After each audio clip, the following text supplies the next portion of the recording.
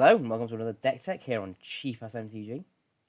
So today I'm going to show you a deck that I was working on for a while in Kaladesh. It's centered around Kaladesh modules and it's got a load of new tricks with Aether Revolt. So I think it's going to be quite a fun deck to play. I'm hoping it's quite competitive. It's certainly a very resilient deck and it sideboards quite well. Let's go on to the deck tech. So as I said, we're built around the Kaladesh modules. We play 4 copies of Decoction module, 3 copies of Fabrication module, and 1 copy of Animation module. So obviously these loop, but they also work really nicely with other cards in Kaladesh and Aether Revolt, particularly being able to produce lots of energy. So keep that in mind. If you have drafted a fair amount of Kaladesh, you will know there are ways to abuse the modules and really maximize their potential. Two best ways I've found are Era of Innovation and Whirler Virtuoso. So Era of Innovation means that every time an artifact or artificer enters the battlefield, you may pay a mana to get yourself 2 energy. So obviously this is sort of a Decoction module substitute. And Whirler Virtuoso is an animation module substitute because you can pay energy to produce Thopters, which either start your loop going or trigger Era of Innovation, or trigger your multiple Decoction modules. Whirler Virtuoso on its own is just a powerful card, but in this combination of cards, it just goes up in the level. So we're therefore playing 4 Whirler Virtuosos. It's ultimately the deck's biggest win condition, and 2 Era of Innovation because if you play the deck, you'll realise that generating energy so you can produce a lot of Thopters, the main objective of the deck. It's the primary win condition is to go off with Whirler Virtuoso.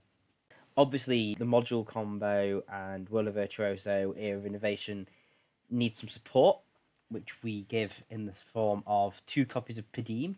Padim is all your artifacts hexproof, so he protects your combo, makes it much harder to kill your modules, so you can go off more regularly. But also, he allows you to draw an extra card a turn if you control the artifact with the highest converted mana cost, which, in the majority of games, given the recent ban of Smuggler's Copter, 2 or 3 converted mana cost will. So he protects your combo and allows you to find it by drawing more cards.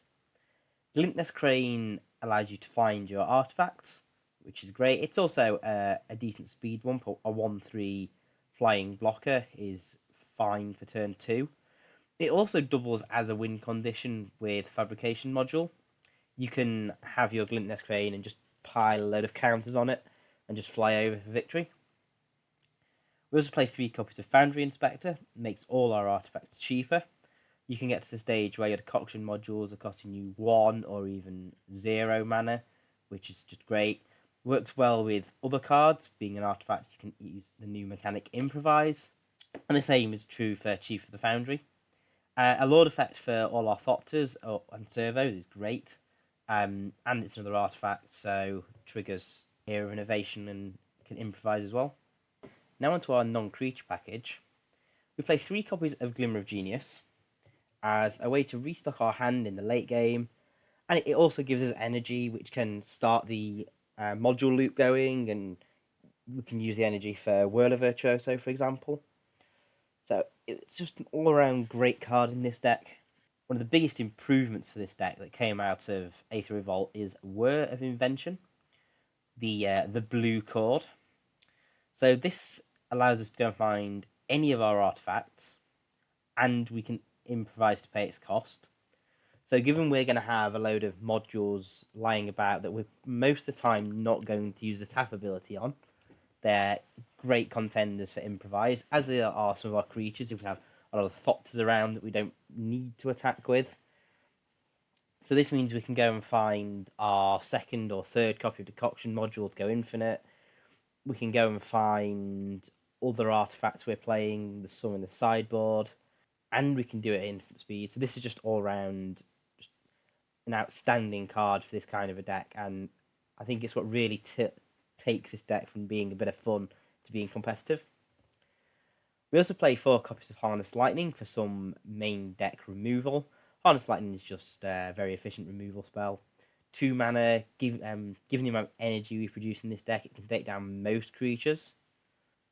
And another one of the new cards that I'm eager to try out is Gonti's Aether Heart. So this is quite expensive, it's 6 mana.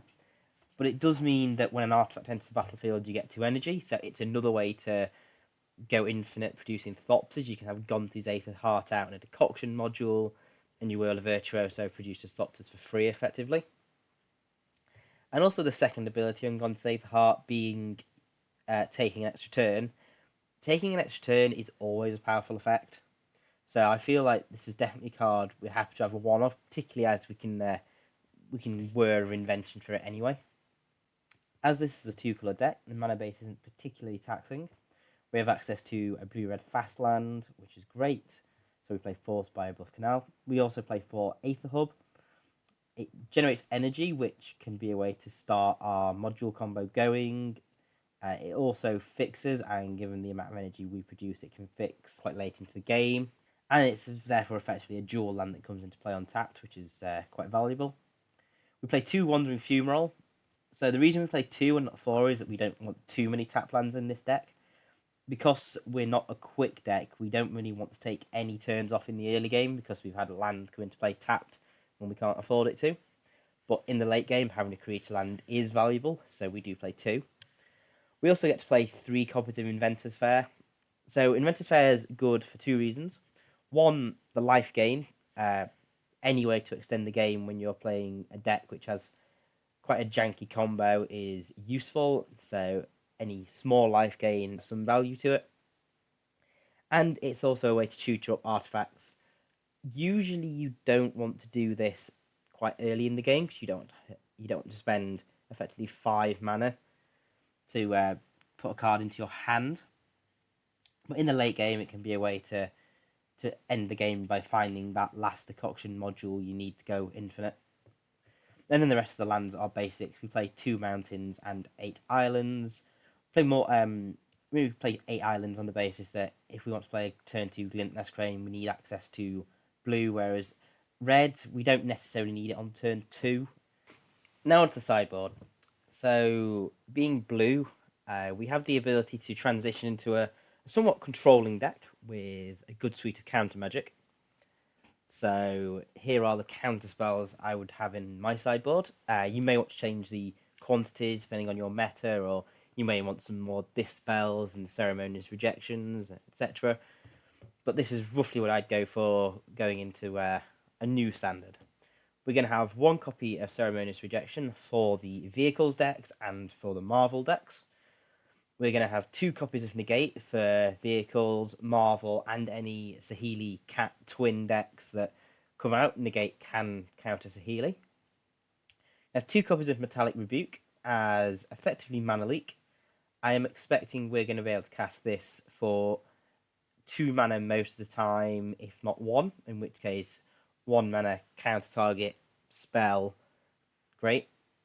And we're also going to play 2 copies of Disallow. So Disallow is a strictly better cancel. All it does is we can counter any spell, including creature spells, but then we can also counter activated abilities, which is where it comes in really handy. So given the combo of Saheeli and Felidar Guardian, we want to either be able to counter Saheeli, counter the Felidar Guardian, or counter the Planeswalker ability, which Disallow allows us to do, counter all 3. Note, we're not playing any Summary Dismissal. Summary Dismissal was generally sideboarded against Emrakul decks, which, given the Emrakul ban, we're just going to rely on negating the Aetherworks Marvel rather than countering Ulamog and potentially Kozilek that come out of the Marvel. And the final half of the sideboard is some removal. We play 3 copies of Galvanic Bombardment as just a generic red removal spell to deal with little critters. 2 copies of Tears of Valakut, good against Blue-White Flash and any other assorted flyers. We also play 2 copies of Radiant Flames, which may seem odd given we're trying to produce an army of tokens, but most of the time we're only going to cast this for 2. We can cast it for 3, which would kill Whirler Virtuoso, but most of the time we can afford to kill our Thopters and restock. They're generally of little cost to us, so the ability to destroy your opponent's board of small creatures is quite useful. We also play a copy of Dynavolt Tower. Post-board, we can start to look a lot more like a blue-red spells deck, like the blue-red Dynavolt decks from the PT. And Dynavolt Tower gives us an alternate win condition. We only need to play 1 copy because we can fetch it with Whirler Invention. But we do generate a lot of energy, so we don't just need to generate energy playing spells. We can do it through playing creatures or going off with the combo. So Dynavolt Tower is quite a nice card to bring in some matchups. So that's the deck tech. If you liked it, please remember to give a thumbs up below. Your support means a lot. Tell us what you think of it in the comments as well, if you can think of any improvements to make. And if you play it at, game day, FNM, Magic Online, let us know how you get on with it. If you play it, tell us what changes you've made to improve. When Aether Revolt was first spoiled, there was an idea of maybe making the deck Grixis and playing the new Tezzeret and the black removal card Battle at the Bridge, which is obviously quite a strong effect when you can generate a lot of artifacts to use for improvise. So you may want to try that out. But yeah, thanks for watching. You can also follow us on Twitter, like us on Facebook, follow us on Instagram. We have released other Aether Revolt deck techs that you should be able to see in a playlist on our channel under deck techs. And we will hopefully be releasing more deck techs, and there will be drafts and some standard videos coming up. I'm particularly keen to film some videos with this deck I've shown you, so keep an eye out for them. And I hope you'll join us in the future.